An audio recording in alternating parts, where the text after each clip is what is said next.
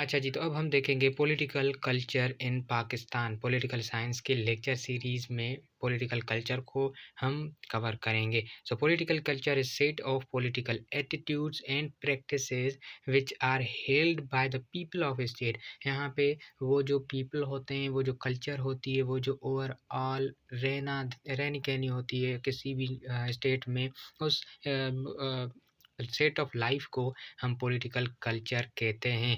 अब इसका एग्ज़ाम्पल इस तरह से दे सकता हूँ, लेट्स सपोज़ इन पाकिस्तान में मेजॉरिटी ऑफ़ पीपल वोट नहीं देते, क्यों? क्योंकि उनका इंटरेस्ट ही नहीं होता पॉलिटिक्स में। वो कहते हैं कि ये सारी गेम है फॉर द एलाइट, और हमें वो जो 1 दिन दिया जाता है वोटिंग के लिए, वो उसमें पार्टिसिपेट नहीं करते और अपने डेमोक्रेसी को रिप्रेज़ेंट नहीं करते, एक्सप्रेस नहीं करते। तो this is also a kind of political culture in our country. While इसके कंपैरिज़न में आप द यूएसए में देखें तो वहाँ पे बहुत ही वार्मिंगली एज़ अ सेलिब्रेशन वाला डे कंसीडर किया जाता है इलेक्शंस वाले दिन को।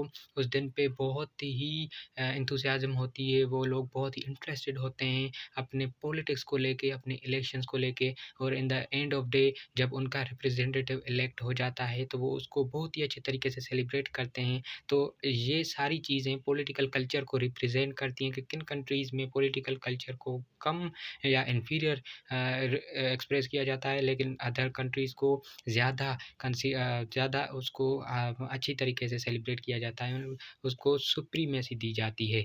सो political culture is moral judgment और political maze on the basis of beliefs and ideas of the people which make a good society. ऐसे लोग ही जिनके पॉलिटिकल मिथ्स एंड बिलीव्स और जजमेंट की वजह से एक सोसाइटी बनती है, उसको पॉलिटिकल कल्चर कहते हैं।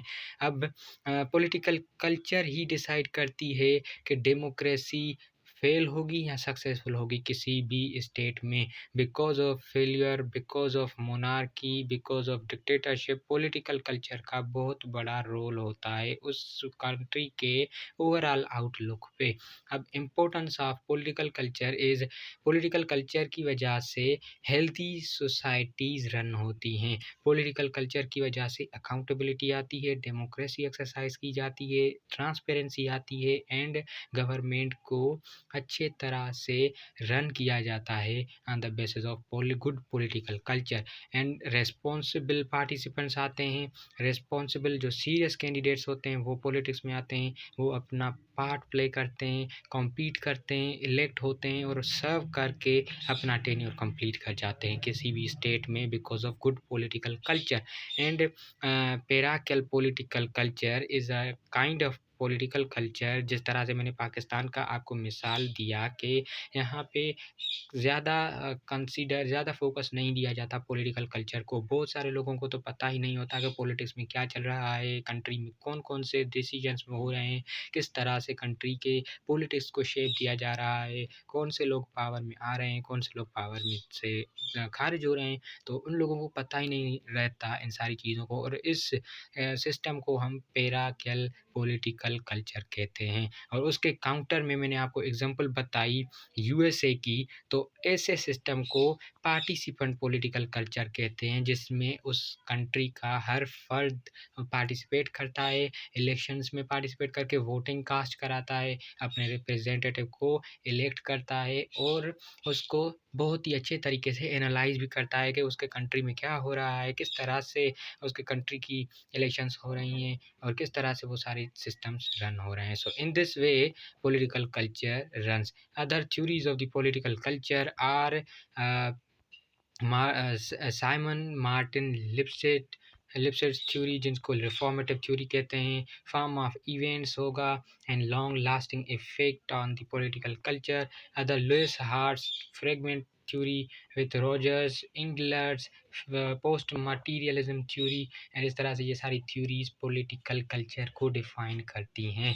अब political ideology and political culture में मैं आपको डिफरेंस बताऊंगा। Political ideology set of ideas and beliefs, जो लोग सिर्फ सोचते हैं, आइडियाज़ रखते हैं फ्यूचर के लिए, जो व्यूज़ रखते हैं, what the people think is political ideology. But what the people do is the culture, what the people exercise is political culture, what the norms and habits are present in any kind of the nation is political culture. तो ये difference है political ideology and political culture में, इसको mix मत कीजिएगा, इसको आप देखिएगा। And then the another topic about political science is political philosopher, Muslim political philosopher इब्न खुल्दून और उनकी थ्योरी ऑफ असाबिया। अब इब्न खुल्दून का ब्रीफ इंट्रोडक्शन दे जाऊँ। अब्दुर्रहमान इब्न खुल्दून उनका पूरा नाम था। He was a philosopher, thinker and intellectual person, और वो बोर्न हुए ट्यूनिस में 1332 में। 13 साल की उम्र में उनके पेरेंट्स की डेथ हो गई बिकॉज ऑफ प्लेग। डिजीज़ है एक प्लेग, जो कि कोरोना वायरस की वजह तरह से ही एक डिजीज़ आउटब्रेक हुई थी उस वक्त में। एंड दी वर्क क्या क्या थे इब्न खुल्दून के, सोशोलॉजी में वर्क थे, हिस्ट्री में एंड पॉलिटिक्स में उन्होंने अच्छा परफॉर्म किया था। अब उनके खिदमात में rise and fall of civilisations, वो पूरा मैकेनिज्म बयान किया था उन्होंने, किस तरह से सिविलाइजेशंस राइज होती हैं एंड फॉल होती हैं। And he is known as scholar Muslim plus western touch भी दिया था अपने स्कॉलर थॉट्स में इब्न खुल्दून ने। The only scholar, Muslim scholar जिन्होंने वेस्टर्न टच दिया था अपने फ़िलासफ़िकल आइडियाज़ में।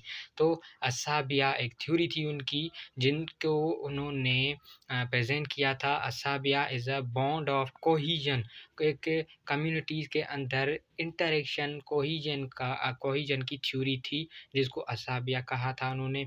और द बेसिस ऑफ गवर्नमेंट है असाबिया, उनके मुताबिक it gives rise to and it gives rise and fall and causing the fall of government. वो गवर्नमेंट के राइज भी करा सकती है एंड फॉल भी करा सकती है। It is all about national cohesion and मुख्तलिफ सोसाइटी की कोहीजन एंड इंटरेक्शन है। अब उन्होंने इसको बयान इस तरह से किया कि ग्रुप ऑफ लोग होंगे जिनकी नेशनलिज्म होगी, जिनको इंटरेस्ट होगा अपने साथ एक दूसरे के साथ मिल के काम करने का, और फिर वो जब मिलेंगे तो वो गवर्नमेंट बनाएंगे, एक रिप्रेजेंटेटिव सिलेक्ट करेंगे और फिर सिटीज़ बनाएंगे, और फिर वो सिटीज़ मिल के नेशन बनेगी पूरी एक। नेशन के बाद एक लीडर को वो चुनेंगे। फिर आहिस्ता-आहिस्ता से वक़्त आ जाता है जब वो लीडर अपने आप को सुप्रीम बीइंग समझने लगता है, लग्ज़ूरियस लाइफ़ को एडॉप्ट करता है, और फिर लोगों और उस लीडर के बीच में मुख्तलिफ़ कॉन्फ्लिक्ट्स होते हैं, जिसकी वजह से फ़ॉल ऑफ सिविलाइज़ेशन होती है। तो अब आप यहाँ तक देख लें, राइज़ ऑफ सिविलाइज़ेशन हुई, और जैसे-जैसे नीचे लीडर ने अपने बिहेवियर्स को चेंज किया, तो सिविलाइज़ेशन की फ़ॉल हुई। इस तरह से उन्होंने थ्योरी ऑफ असाबिया में rise and fall of civilisation को बयान किया था। तो इस तरह से उन्होंने अपने political thoughts in the form of the theory of असाबिया में मेंशन किए, और उन्होंने बताया कि किस तरह से सिविलाइज़ेशन की राइज़ होती है एंड सिविलाइज़ेशन की फ़ॉल होती है, और इस तरह से उन्होंने अपनी थ्योरी को बयान किया।